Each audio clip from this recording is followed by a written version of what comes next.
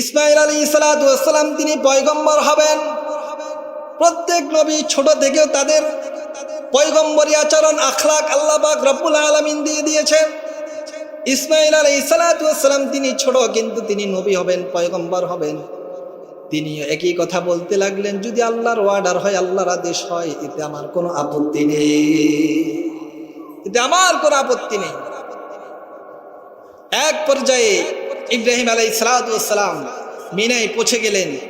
সেখানে গিয়ে ছেলেকে বলতে লাগলেন, সুন্দরভাবে বুঝিয়ে বলতে লাগলেন, ইয়া বুনাইয়া ইন্নী আরা ফিল মানাম আন্নী আযবাহুকা ফানজুর মাযা তারা। হে আমার আদরের ছেলে, হে আমার প্রাণপ্রিয় ছেলে, আমি স্বপ্নে দেখেছি আল্লাহ আদেশ করেছেন তোমাকে কুরবানি দেওয়ার জন্য। তিনি চাইতে যাচ্ছিলেন যে ছেলের অভিমত কি, আল্লাহর আদেশের সামনে ছেলের কেমন পরমাবর্দার হয়, কেমন আনুগত্যশীল হয়, এটা জানার জন্য তিনি ছেলেকে জানাইলেন, বললেন।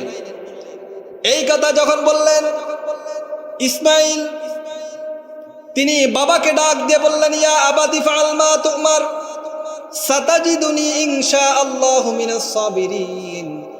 হে আমার প্রিয় বাবা, আপনাকে আল্লাহ যে আদেশ করেছেন ওই আদেশ আপনি পরিপূর্ণ পালন করুন, ওই আদেশ আপনি তাড়াতাড়ি পরিপূর্ণভাবে পালন করুন।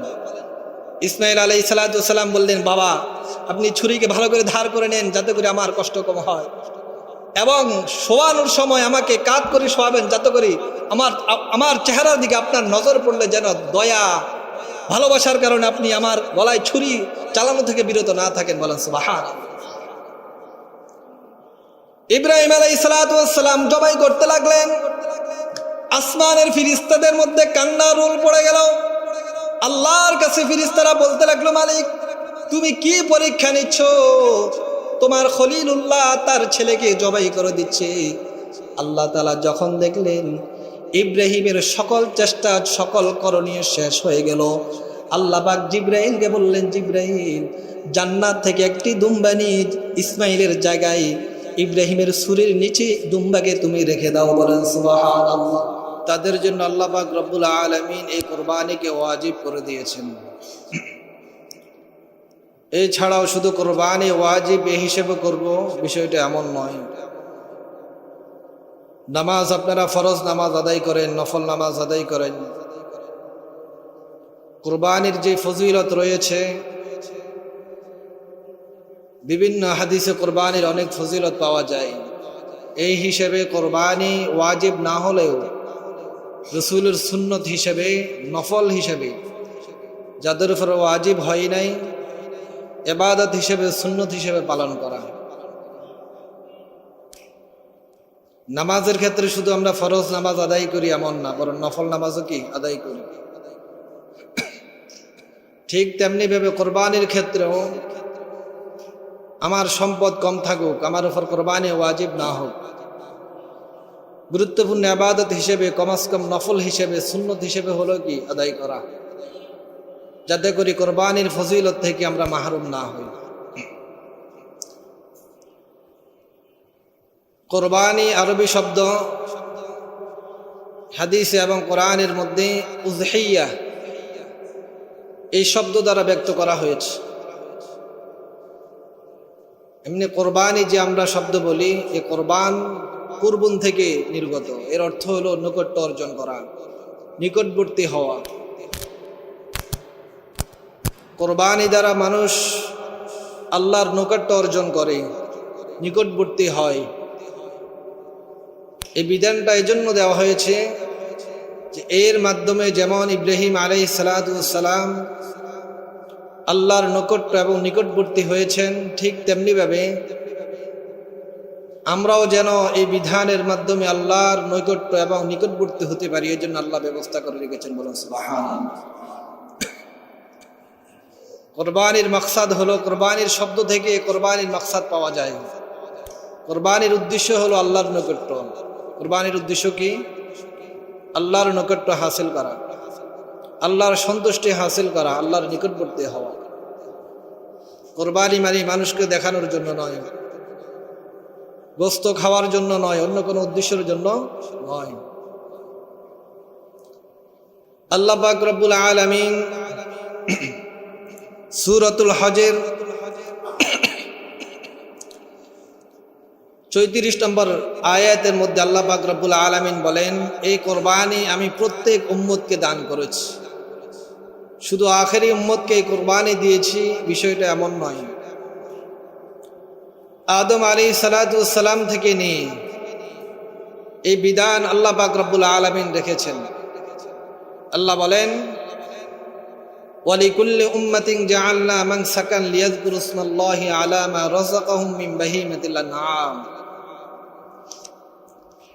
আমি প্রত্যেক উম্মতের জন্য কোরবানির বিধানটা নির্ধারণ করে রেখেছি, যাতে করে তাদেরকে যে রিজিক দিয়েছি, চতুষ্পদ জন্তু, বিভিন্ন সম্পদ, এই সম্পদের উপরে যেন তারা আমার নাম উচ্চারণ করতে পারে, আমার তাকবীর বলতে পারে, আমার নাম উচ্চারণ করতে পারে। এই জন্য আমি প্রত্যেক উম্মতকে, শুধু আখেরি উম্মত বিষয়টা এমন নয়, প্রত্যেক উম্মতকে আদম আলাইহিস সালাতু ওয়াস সালাম থেকে নিয়ে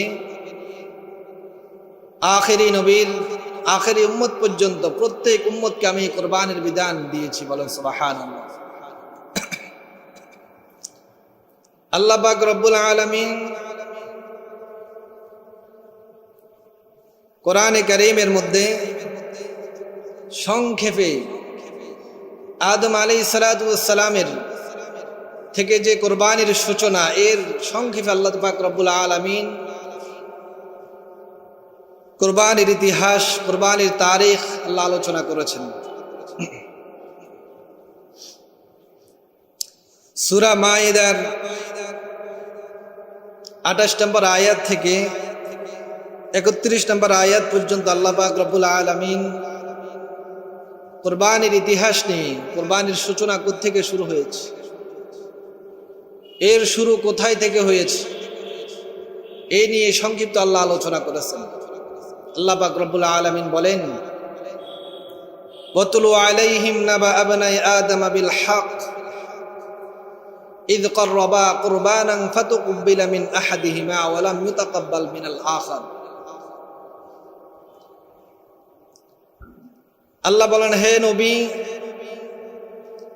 আপনি আপনার উম্মতের নিকট কোরবানির ইতিহাস, যেইভাবে কোরবানির ইতিহাস সংগঠিত হয়েছে, সত্য সত্য এইভাবে আপনি তাদের কাছে আপনি বিস্তারিত আলোচনা করেন।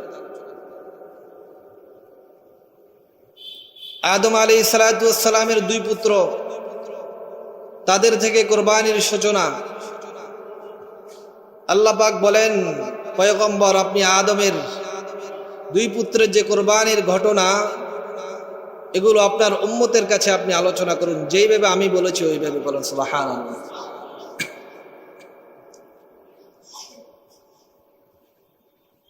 কোরবানির মাকসাদ হলো আল্লাহকে সন্তুষ্ট করা। আল্লাহকে কি সন্তুষ্ট করা? আল্লাহর আদেশের সামনে, আল্লাহর বিধানের সামনে নিজের সকল চাহিদাকে বিলীন করে দেওয়া, চাই মালই হোক, চাই জানই হোক। আল্লাহ যেখানে জান দিতে বলেছেন ওখানে জানকে উৎসর্গ করে দেওয়া, এটাই কোরবানি।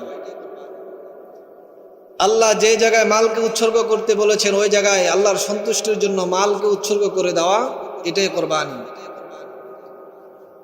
নামাজ পড়তে কষ্ট হয়, ফজরের সময় মসজিদে আসতে কষ্ট হয়, আল্লাহর বিধানকে সামনে রেখে নিজের কষ্টকে বহন করে, আরামের ঘুমকে হারাম করে আল্লাহর ডাকে সাড়া দিয়ে মসজিদে আসা, এটাও কোরবানি। এটাও কি কোরবানি। যেই কোনো কাজ, কষ্ট হোক, মালি হোক, পরিশ্রমের হোক, আল্লাহর সন্তুষ্টি করার নাম হলো কি কোরবানি। জুমার দিন নামাজ পড়লেন, অন্য দিন নামাজ পড়লেন না। বৃষ্টি না হলে মসজিদে আসেন, বৃষ্টি হলে মসজিদে আসেন না। বৃষ্টি হলে মসজিদে আসতে একটু কষ্ট হয়, এই কষ্টটা বরদাস্ত করা আল্লাহর সন্তুষ্টির জন্য, এটা হলো কি কোরবানি। এটাই হলো আল্লাহর সন্তুষ্টর জন্য আমল। আল্লাহ পাক রব্বুল আলামিন বলেন,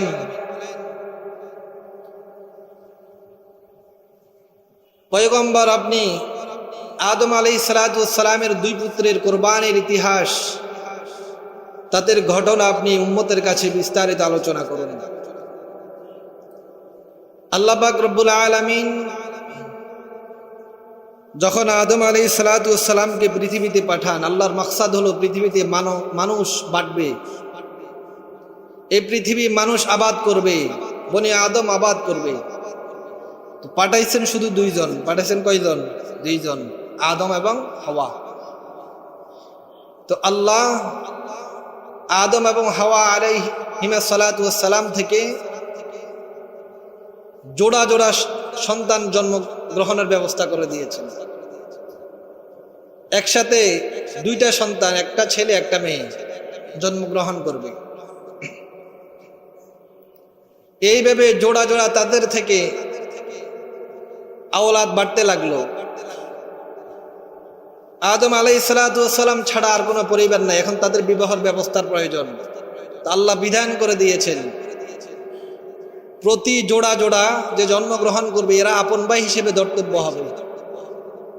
এই ছাড়া বাকিরা আপন ভাই বোন হিসেবে কি ধর্তব্য হবে না।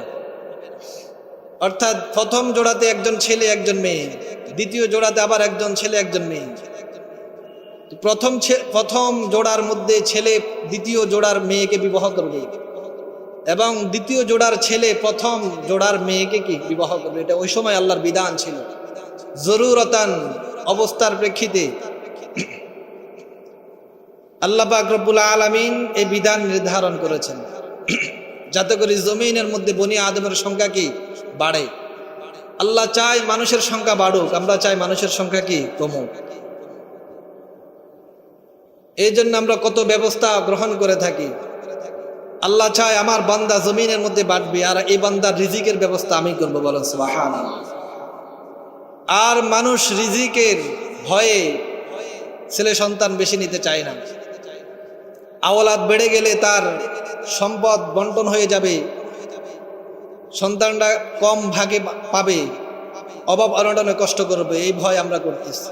অথচ আল্লাহ বলে দিয়েছেন, ওয়ামা মিন দাব্বাতিন ফিল আরদি ইল্লা আলাল্লাহি রিজকুহা, জমিনের মধ্যে যত প্রাণী আমি সৃষ্টি করছি, যেই দিন আমি সৃষ্টি করছি ওই দিন থেকে তাদের রিজিক আমি নির্ধারণ করে রেখেছি, বলেন সুবহানাল্লাহ।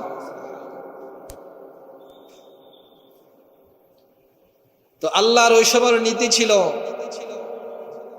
প্রথম জোড়ার ছেলে দ্বিতীয় জোড়ার মেয়েকে বিবাহ করবে। ঘটনাক্রমে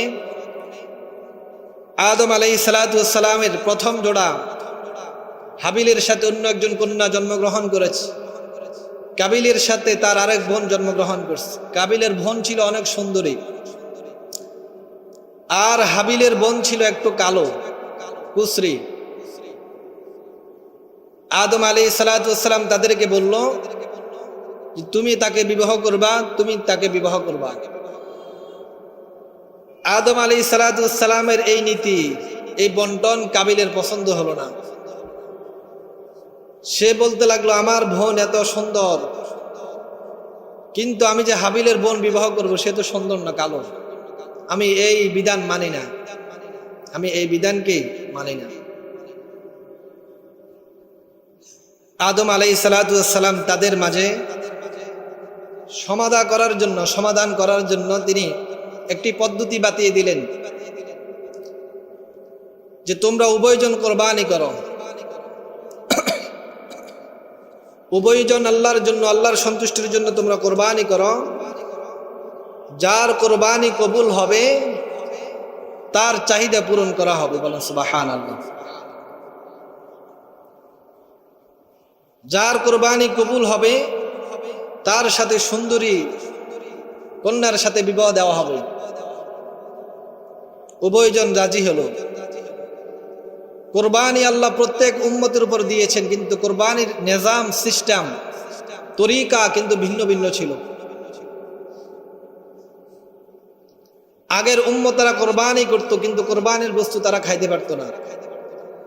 আল্লাহ পাক রব্বুল আলামিন উম্মতে মুহাম্মদের জন্য তাদের সম্মানার্থে,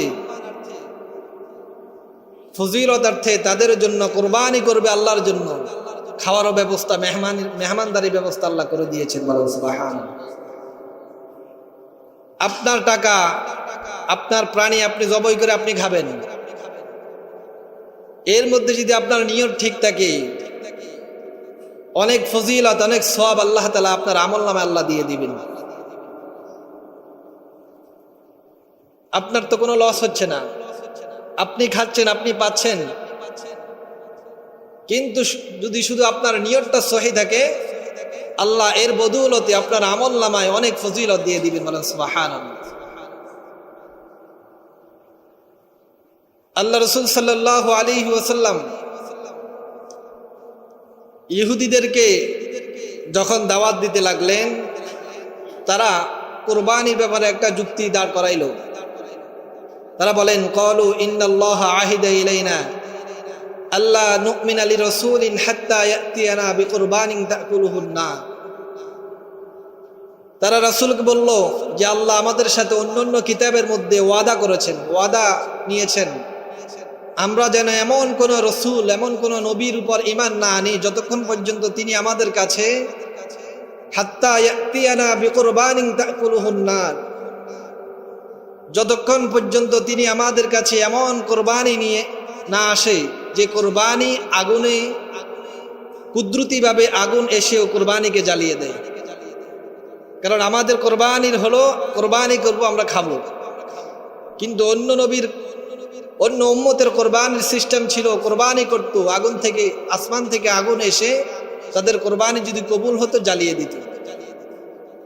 তো ইহুদিরা, তারা তো আগের নবীর উপরে ঈমান আনে নাই, এখনো ঈমান না আনার জন্য তারা রসুলের কাছে একটা অবান্তর যুক্তি দাঁড় করাইল যে আল্লাহ তাআলা আমাদের থেকে প্রতিশ্রুতি নিয়েছেন আমরা যেন এমন কোন রসুলের প্রতি ঈমান না আনি ততক্ষণ পর্যন্ত, যতক্ষণ পর্যন্ত তিনি এমন কোরবানির বিধান আমাদের জন্য না আনে যে কোরবানি কবুল হওয়ার আলামত হলো আল্লাহ কোরবানিকে আগুন দ্বারা জ্বালিয়ে দিবেন। এটা না মানার বাহানা, যে মানে তার জন্য কোনো বাহানার প্রয়োজন হয় না। আর যে না মানে, যে মানতে চাই না, তাকে আপনি হাজার যুক্তি দিলেও সেও কি মানবে না, বাহানা তালাশ করবে। মনের চাহিদা, মনের খায়েশাত পূরণ করার জন্য বিভিন্নভাবে সে যুক্তির দাঁড় করাইবে। আর যে মানতে রাজি, যাকে আল্লাহ মানার তৌফিক দিয়েছেন, তার সামনে কোনো যুক্তির প্রয়োজন হয় না। তো বলতে চাইছিলাম, আদম আলাইহিস সালাতু ওয়াস সালাম তার উভয় ছেলেকে বললেন, উভয়জন কোরবানি করো, যার কোরবানি কবুল হবে তার সাথে সুন্দরী মেয়ের বিয়ে হবে, বিবাহ দেওয়া হবে। উভয়জন কোরবানি করল। আদম আলাইহিস সালাতু ওয়াস সালাম ছেলে হাবিলের, সে রাখাল ছিল, সে পশু ইত্যাদি পালন করত, সে দুম্বা দিয়ে কোরবানি দিয়েছে। আর কাবিল ছিল কৃষক, সে কৃষি ক্ষেতে কাজ করত। তো সে কিছু জমিনের ফসল দিয়ে সে কোরবানি দিয়েছে, পাহাড়ের মধ্যে রেখে আসছে। তো যার কোরবানি কবুল হবে, আসমান থেকে আগুন এসে তার কোরবানিকে জ্বালিয়ে দিবে। ঘটনাক্রমে আল্লাহ পাক রব্বুল আলামিন হাবিলের কোরবানি আল্লাহ তাআলা কবুল করে নিয়েছেন, কাবিলের কোরবানি কবুল করেন নাই। এখন তো চূড়ান্ত সিদ্ধান্ত হয়ে গেল, সুন্দরী যে তাকে বিবাহ করবে হাবিল। এই সিদ্ধান্ত যখন হয়ে গেল, কাবিল বলল আমি এটা মানি না। হাবিলকে বলল আমি তোমাকে হত্যা করব। জালেমের শেষ ইখতিয়ার হলো, কোনো কিছু মানি না, তোমাকে হত্যা করব। তোমার অপরাধ একটাই, তুমি দুর্বল, এই জন্য আমি তোমাকে কি হত্যা করব। এলাকার মধ্যে দেখবেন কিছু কুকুর অন্য কুকুরের উপর হামলা করে। হামলার কারণ একটাই, যে শক্তিশালী কুকুর তার যুক্তি একটাই, তুমি দুর্বল কেন, এই জন্য আমি তোমার উপর হামলা করব। ঠিক তেমনিভাবে পৃথিবীর ইতিহাসে দেখা যায়, মুসলমান আজকে বিভিন্ন জায়গায় নির্যাতিত, জুলুমের শিকার, তাদের অপরাধ একটাই, তুমি দুর্বল কেন। ইহুদিরা ফিলিস্তিনের উপর আক্রমণ করে, যুক্তি একটাই যে মুসলমান দুর্বল কেন। এই ছাড়া মুসলমানের আর কোনো অপরাধ নেই। দুর্বল কেন, এর জন্য আমি তোমার উপর আক্রমণ করব, তোমাকে হত্যা করব। আল্লাহ পাক রব্বুল আলামিন আদম আলাইহিস সালাতু ওয়াস সালামের দুই ছেলের এই কাহিনী কোরআনের মধ্যে বিস্তারিত আলোচনা করলেন। আল্লাহ পাক রব্বুল আলামিন ইরশাদ করেন, ওয়াতলু আলাইহিম নাবা আবনাই আদম বিল হক ইয ক্বাররাবা কুরবানান ফাতুকবিলা মিন আহাদিহিমা ওয়া লাম ইউতাকাব্বাল মিনাল আখার قال لأقتلنك قال إنما يتقبل الله من المتقين। আল্লাহ পাক রব্বুল আলামিন পয়গম্বরকে ডাক দিয়ে বললেন, পয়গম্বর আপনি তাদের কাছে আদম আলাইহিস সালাতু ওয়াস সালামের ছেলেদের কোরবানির আলোচনা আপনি তাদের সামনে উপস্থাপন করেন। আদম আলাইহিস সালাতু ওয়াস সালামের দুই ছেলে যখন কোরবানি করেছে, ইয ক্বাররাবা কুরবানান ফাতুকবিলা মিন আহাদিহিমা, হাবিল কোরবানি করলো, কাবিল কোরবানি করলো। আল্লাহ পাক রব্বুল আলামিন এর মধ্যে হাবিলের কোরবানি কবুল করলেন, কাবিলের কোরবানি কবুল করলেন না। এই অবস্থা দেখে কাবিল বলতে লাগলো হাবিলকে, লা আকুতুলান্নাক, হাবিল আমি তোমাকে হত্যা করব, হয়তো তুমি আমার কথা মেনে নিবে, অন্যথায় আমি তোমাকে হত্যা করব। এই কথা যখন জালেম কাবিল বলল, হাবিল সেই সুন্দর কথা বলল, তাকে বুঝিয়ে বলল আল্লাহ পাক রব্বুল আলামিন ইন্নামা ইয়াতাকাব্বালুল্লাহু মিনাল মুত্তাকিন, আল্লাহ শুধুমাত্র ওই ব্যক্তিদের আমলকে আল্লাহ কবুল করে নেন, ওই ব্যক্তিদের কোরবানি আল্লাহ কবুল করে নেন যাদের নিয়ত, যারা মুত্তাকি, যারা তাকওয়াবান, তাদের শুধুমাত্র আমল আল্লাহ কবুল করে নেন। ইন্নামা ইয়াতাকাব্বালুল্লাহু মিনাল মুত্তাকিন, শুধুমাত্র আল্লাহ মুত্তাকিদের আমল কবুল করেন। তোমার এই কাজে তাকওয়া ছিল না, নিয়ত ভালো ছিল না, এই জন্য আল্লাহ পাক রব্বুল আলামিন তোমার কোরবানি কবুল করেন না। আমার এখানে দোষ কি? আমার তো এখানে কোনো দোষ নাই। আল্লাহ পাক শুধুমাত্র মুত্তাকিদের কোরবানি, মুত্তাকিদের আমল আল্লাহ কবুল করেন। হাবিল যখন দেখলো কাবিল তাকে হত্যা করার জন্য প্রস্তুতি গ্রহণ করলো, আদম আলাইহিস সালাতু ওয়াস সালামের পুত্র হাবিল বলল, লা ইমবাসাত্তা ইলাইয়া ইয়াদাকা লিতাকতুলানি মা আনা বিবাসিতিন ইয়াদিয়া ইলাইকা লিআকতুলাক ইন্নী আখাফুল্লাহ রাব্বাল আলামিন। হাবিল বলল, তুমি যদি আমাকে হত্যার জন্য তোমার হাতকে আমার দিকে বাড়িয়ে দাও, তুমি শুনে রাখো, আমি কিন্তু আমার হাতকে, তুমি আমার ভাই, তোমাকে হত্যার জন্য আমি আমার হাতকে তোমার দিকে প্রসারিত করতে পারবো না। বলেন সুবহান। তুমি আমাকে হত্যা করো, আমি তোমাকে হত্যার জন্য আমার হাতকে তোমার দিকে বাড়াইতে পারবো, আমি এই জঘন্য অপরাধ আমি করতে পারবো। লা ইমবাসাত্তা ইলাইয়া ইয়াদাকা লিতাকতুলানি মা আনা বিবাসিতি ইয়াদিয়া ইলাইকা লিআকতুলাক ইন্নী আখাফুল্লাহ রাব্বাল আলামিন। তিনি বলেন, আমি আল্লাহকে ভয় করি, আমি আল্লাহকে ভয় করি, তুমি আল্লাহকে ভয় করো, আল্লাহর বিধান তুমি মেনে নাও। ইন্নী আখাফুল্লাহ রাব্বাল আলামিন, আমি আল্লাহকে ভয় করি, আমি তোমার দিকে, তোমাকে হত্যার জন্য আমি আমার হাতকে প্রসারিত করতে পারবো না। হাবিল বলল, ইন্নী উরিদু আন তাবুআ বিইসমি ওয়া ইসমিকা ফাতাকুনা মিন আসহাবিন নার। তুমি যদি আমাকে হত্যা করো, আমি এর প্রতিশোধ নিব না। আমি চাই তুমি আমার গুনাহ নিয়ে, তুমি যদি আমাকে হত্যা করো, তোমার কাঁধে আমার গুনাহ উঠে যাবে। কিয়ামতের দিন তুমি আমার গুনার পাল্লা বহন করে তুমি জাহান্নামে চলে যাবে। আমি চাই তুমি আমার গুনাহ বহন করে তুমি জাহান্নামীদের অন্তর্ভুক্ত হয়ে যাও। এরপর আমি চাই না তোমাকে হত্যা করে আমি জাহান্নামীদের অন্তর্ভুক্ত হব। ইন্নী উরিদু আন তাবুআ বিইসমি, আমি চাই তুমি আমার গুনাহকে বহন করে নাও। যেহেতু তুমি আমাকে হত্যা করতে চাও বিনা দোষে, আমার কোনো দোষ নাই। ফাতাকুনা মিন আসহাবিন নার, যদি তুমি আমাকে অপরাধে অন্যায়ভাবে তুমি আমাকে হত্যা করো তো তুমি জাহান্নামীদের অন্তর্ভুক্ত হয়ে যাও। আর এটাই হলো জালেমদের সাজা, জালেমদের শাস্তি।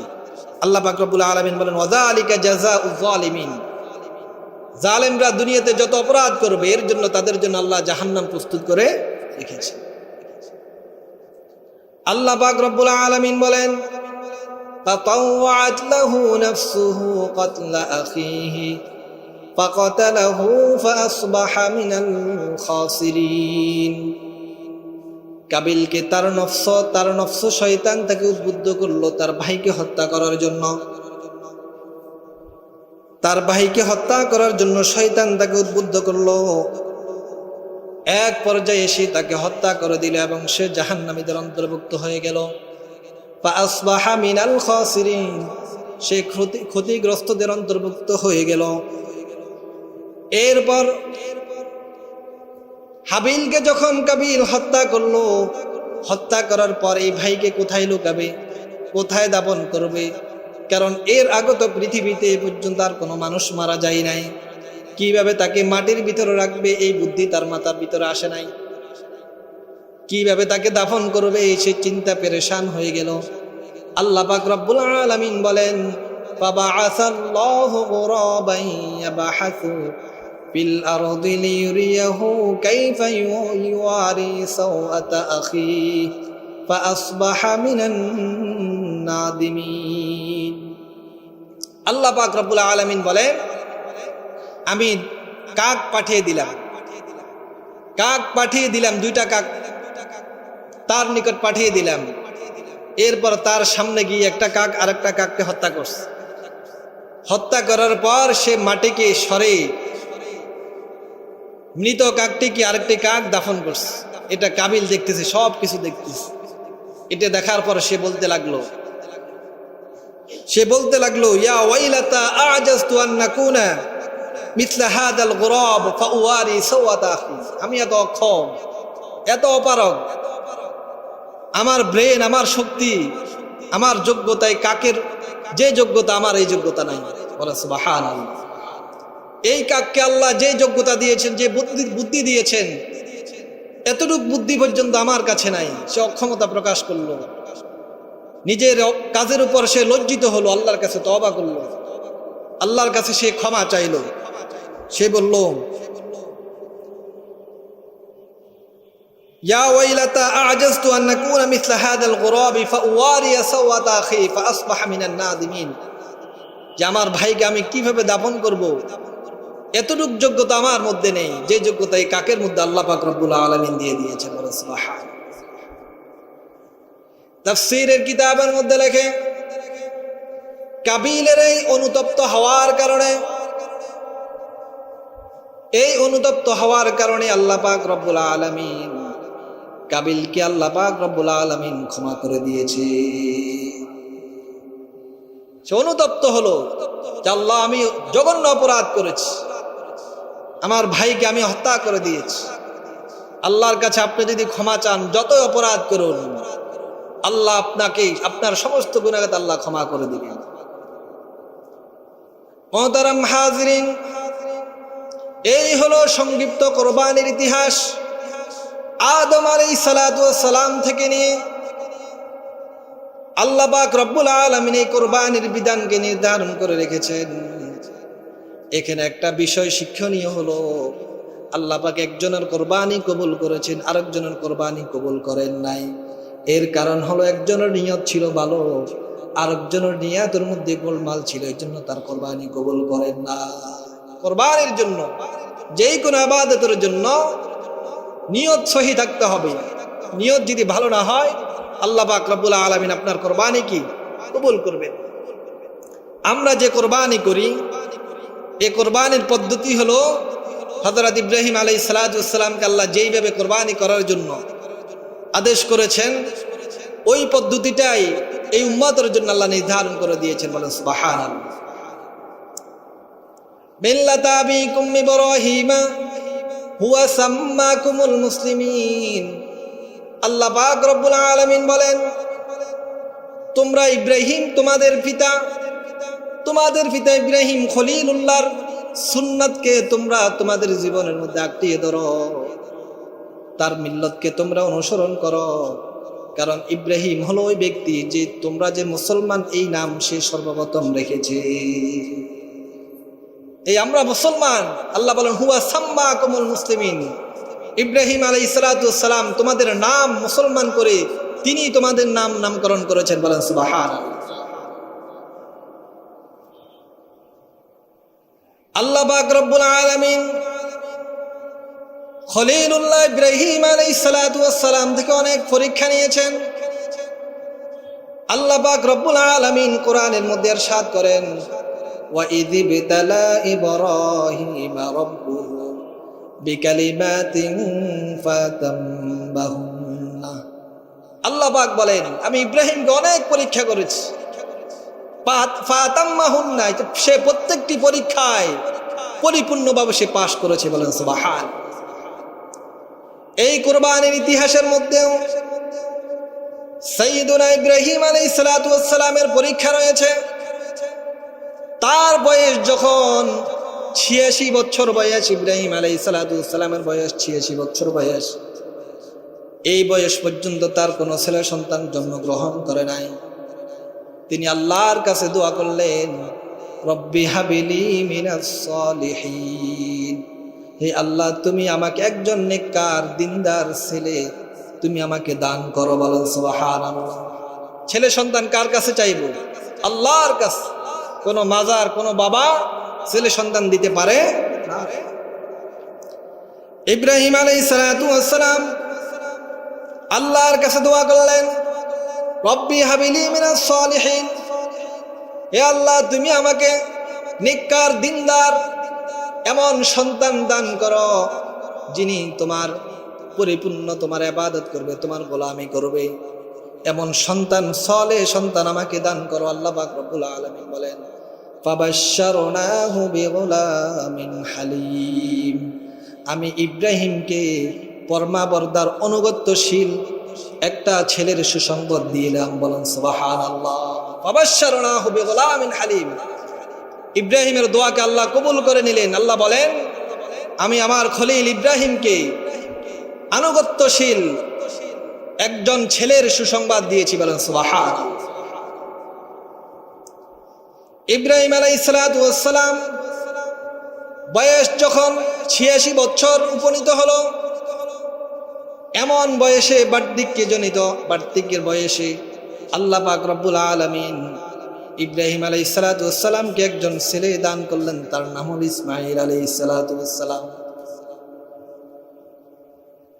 ইসমাঈল আলাইহিস সালাতু ওয়াস সালাম যখন ছোট ছিলেন তখন আল্লাহ পাক রব্বুল আলামিন সাইয়্যিদুনা ইব্রাহিম আলাইহিস সালাতু ওয়াস সালাম থেকে পরীক্ষা নিলেন যে তুমি তোমার স্ত্রী এবং এই ছোট ছেলেকে তুমি মক্কার মরুভূমিতে রেখে আসো। ওই পরীক্ষাতেও তিনি আল্লাহর এই পরীক্ষাতেও তিনি পাশ করেছেন, বলেন সুবহানাল্লাহ। ইসমাঈল আলাইহিস সালাতু ওয়াস সালামের বয়স যখন 11 থেকে 13 এই মাঝামাঝি অবস্থায় উপনীত হলো, আল্লাহ পাকের পক্ষ থেকে অর্ডার আসলো তুমি তোমার প্রিয়তম এই ছেলেকে তুমি আমার জন্য কুরবানি করে দাও। তার যখন বয়স 12 থেকে 13 এতটুক যখন কোনো বাচ্চা বড় হয়, এর প্রতি মা বাবার মহব্বত অনেক বেশি থাকে। আবার এইদিকে তিনি বুড়া অবস্থায় একটা ছেলে পাইলেন, আল্লাহ পাক রব্বুল আলামিন বৃদ্ধ অবস্থায় ইসমাঈলকে দিয়েছেন, কি পরিমাণ মহব্বত হতে পারে। তাফসীরের কিতাবের মধ্যে উল্লেখ আছে আল্লাহ পাক রব্বুল আলামিন সরাসরি বলেন নাই। সাইয়্যিদুনা ইব্রাহিম আলাইহিস সালাতু ওয়াস সালাম 8 জিলহজ রাত্রিতে তিনি স্বপ্নে দেখলেন। আল্লাহ পাক রব্বুল আলামিন স্বপ্নের মধ্যে বললেন, ইব্রাহিম তুমি তোমার প্রিয় জিনিস আমার জন্য কুরবানি করে দাও। 8 জিলহজ যখন তিনি রাত্রি স্বপ্নে দেখলেন, সকালে উঠে তিনি 100টা উট কুরবানি দিয়েছেন, বলেন সুবহানাল্লাহ। নবীদের স্বপ্ন হলো ওহী, নবী ছাড়া অন্য কোনো মানুষের স্বপ্ন কোনো দলিল হতে পারে না। নবীদের স্বপ্ন হলো ওহীর মতো। সাইয়্যিদুনা ইব্রাহিম আলাইহিস সালাতু ওয়াস সালাম আল্লাহর এই স্বপ্ন দেখি যখন তিনি স্বপ্ন দেখলেন, 8 জিলহজ তিনি সকালবেলায় 100টা উট কোরবানি দিলেন। এরপর আবার যখন 9 তারিখ রাত্রি হলো, তিনি আবার স্বপ্ন দেখলেন যে তুমি তোমার প্রিয় বস্তু আমার জন্য কোরবানি করে দাও। বলেন সুবহানাল্লাহ। তিনি 9 তারিখেরও আবার 100টা উট আল্লাহর জন্য কোরবানি দিলেন। এরপর আবার 9 তারিখ রাত্রিতে তিনি আবার স্বপ্ন দেখলেন। আল্লাহ পাক রব্বুল আলামিন স্বপ্নে বলতে লাগলেন, ইব্রাহিম তুমি তোমার প্রিয় বস্তু আল্লাহর জন্য তুমি কোরবানি করে দাও। ইব্রাহিম আলাইহিস সালাতু ওয়াস সালাম বারবার স্বপ্ন দেখলেন। ভিন্ন তাফসীরের মধ্যে এসেছে আল্লাহ পাক রব্বুল আলামিন, অন্য রিওয়ায়াতে এসেছে আল্লাহ পাক রব্বুল আলামিন নির্ধারণ করে দিয়েছেন তুমি তোমার প্রিয় বস্তু যেটা তোমার কাছে সবচাইতে প্রিয়। তিনি ভাবলেন যে আমার কাছে এই মুহূর্তে আমার ছেলে ইসমাইলের চাইতে প্রিয় আর কিছু হতে পারে না। বলেন সুবহানাল্লাহ।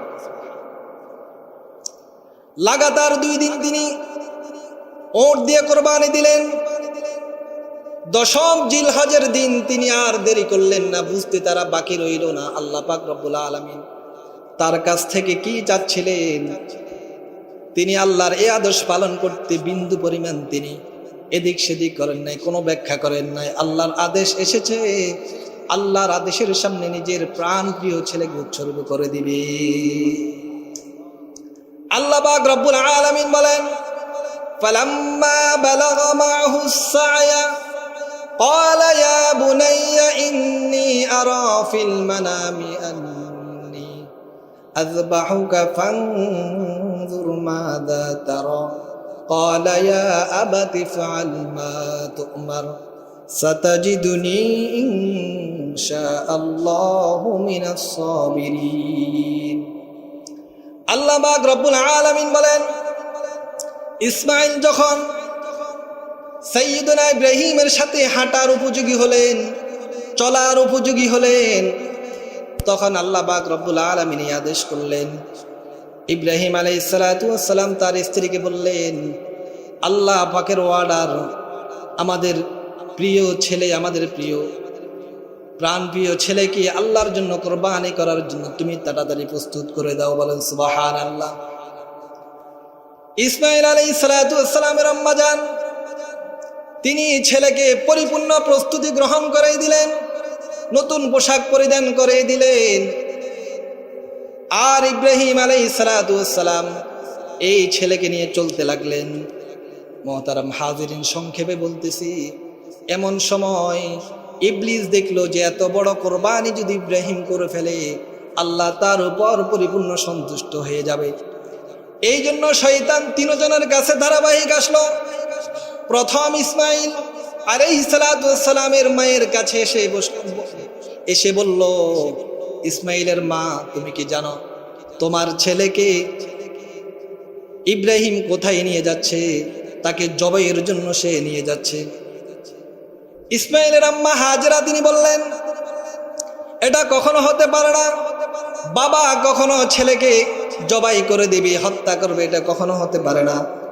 তিনি তো জানেন কেন তিনি হত্যা করবেন, কেন যিনি জবাই করবেন। শয়তানকে বললেন, এটা হতে পারে না, বাবা ছেলেকে জবাই করে দিবে। শয়তান বলল, তুমি তো জানো না আল্লাহর ওয়ার্ডার, আল্লাহ আদেশ দিয়েছেন যেন তোমাদের ছেলে ইসমাইলকে যেন আল্লাহর জন্য কোরবানি করে। এই কথা বলার পর পয়গম্বরের স্ত্রী পয়গম্বরের মতোই তো হবে। এই কথা যখন শয়তান বলল, হাজেরা বলল, আল্লাহর আদেশে যদি হয়ে থাকে, আল্লাহর আদেশে যদি হয়ে থাকে এতে তো আমার কোনো আপত্তি নেই। আল্লাহর সন্তুষ্টির জন্য আল্লাহ যে আদেশ দিয়ে থাকেন এতে আমার কোনো করণীয় কোনো কিছু নেই। বলেন আল্লাহু আকবার। শয়তান এই জায়গায় অপারগ হয়ে গেলেন, সামনের দিকে চলতে লাগলেন। ইব্রাহিম আলাইহিস সালাতু ওয়াস সালামকে 3 বার পথ আটকিয়ে দিলেন। ভিন্ন প্রাণীর আকৃতিতে, ভয়ঙ্কর প্রাণীর আকৃতিতে তিনি দাঁড়িয়ে গেলেন সামনে। ইব্রাহিমকে ধোঁকা দেওয়ার জন্য, আটকানোর জন্য জামরায়ে উকবা, জামরায়ে বুস্তা, জামরায়ে উলা, 3টা পাথর যে আপনারা হজ করার সময় পাথর নিক্ষেপ করেন, এই তিনটা পাথর প্রথমে জামরাই ওকবার মধ্যে শয়তান এসে দাঁড়িয়ে গেল।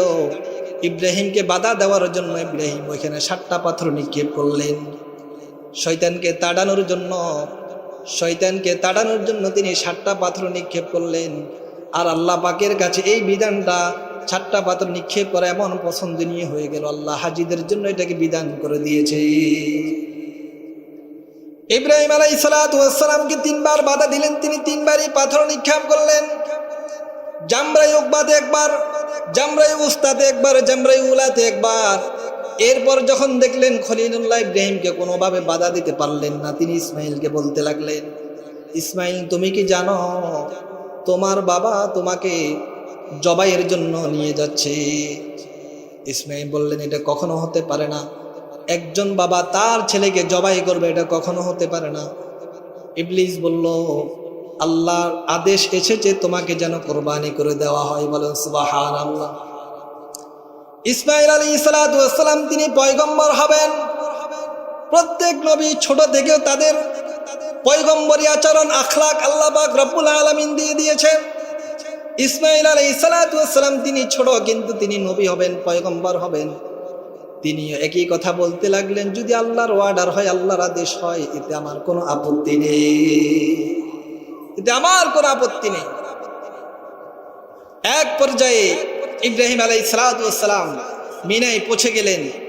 সেখানে গিয়ে ছেলেকে বলতে লাগলেন, সুন্দরভাবে বুঝিয়ে বলতে লাগলেন, ইয়া বুনাইয়া ইন্নী আরা ফিল মানাম আন্নী আযবাহুকা ফানজুর মাযা তারা। হে আমার আদরের ছেলে, হে আমার প্রাণপ্রিয় ছেলে, আমি স্বপ্নে দেখেছি আল্লাহ আদেশ করেছেন তোমাকে কুরবানি দেওয়ার জন্য। তিনি চাইতে চাচ্ছিলেন যে ছেলের অভিমত কি, আল্লাহর আদেশের সামনে ছেলের কেমন পরমাবর্দার হয়, কেমন আনুগত্যশীল হয়, এটা জানার জন্য তিনি ছেলেকে জানাইলেন, বললেন। এই কথা যখন বললেন, ইসমাইল তিনি বাবাকে ডাক দিয়ে বললেন, ইয়া আবাতি ফাআল মা তুমার সাতাজিদুনি ইনশাআল্লাহু মিনাস সাবিরিন। হে আমার প্রিয় বাবা, আপনাকে আল্লাহ যে আদেশ করেছেন ওই আদেশ আপনি পরিপূর্ণ পালন করুন, ওই আদেশ আপনি তাড়াতাড়ি পরিপূর্ণভাবে পালন করুন। ইসমাইল আলাইহিস সালাতু ওয়াস সালাম বললেন, বাবা আপনি ছুরিকে ভালো করে ধার করে নেন যাতে করে আমার কষ্ট কম হয়, এবং শোয়ানোর সময় আমাকে কাত করে শোয়াবেন যাতে করে আমার চেহারার দিকে আপনার নজর পড়লে যেন দয়া ভালোবাসার কারণে আপনি আমার গলায় ছুরি চালানো থেকে বিরত না থাকেন। বলেন সুবহানাল্লাহ। ইব্রাহিম আলাইহিস সালাতু ওয়াস সালাম জবাই করতে লাগলেন। আসমানের ফেরেশতাদের মধ্যে কান্নার রোল পড়ে গেল। আল্লাহর কাছে ফেরেশতারা বলতে লাগলো, মালিক তুমি কি পরীক্ষা নিচ্ছ? তোমার খলিলুল্লাহ তার ছেলেকে জবাই করে দিচ্ছে। আল্লাহ তাআলা যখন দেখলেন ইব্রাহিমের সকল চেষ্টা, সকল করণীয় শেষ হয়ে গেল, আল্লাহ পাক জিবরাইলকে বললেন, জিবরাইল জান্নাত থেকে একটি দুম্বা নিয়ে ইসমাইলের জায়গায় ইব্রাহিমের সুরের নিচে দুম্বাকে তুমি রেখে দাও। বলেন সুবহানাল্লাহ।